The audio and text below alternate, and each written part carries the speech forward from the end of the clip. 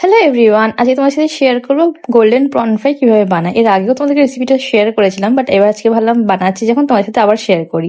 তো বাবা বাজার থেকে নিয়ে এসেছিল এরকম বড় বড় চিংড়ি মাছ। এগুলোকে ভালো করে ম্যারিনেট করতে হবে, লেবুর রস, নুন, এদিকে দিলাম গোলমরিচ গুঁড়ো, যেটা ব্ল্যাক পেপার গুঁড়ো। তো তারপরে একটুখানি দিলাম আদা রসুন কুচানো, বা তোমরা পারলে পেস্ট দিয়ে এটাকে ভালো করে ম্যারিনেট করে রেখে দিতে হবে আধ ঘন্টা।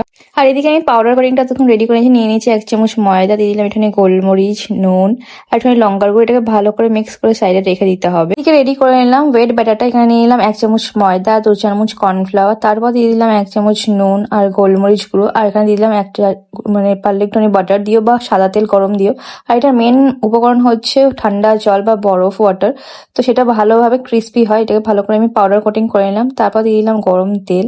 সেখানে ভালো করে ওয়েট ব্যাটারটার মধ্যে চুবিয়ে এখানে প্রনগুলো ভালোভাবে গোল্ডেন করে ফ্রাই করতে হবে। তারপর ওপর থেকে চাট মশলার কাসুন্দি দিয়ে এটাকে সার্ভ করো।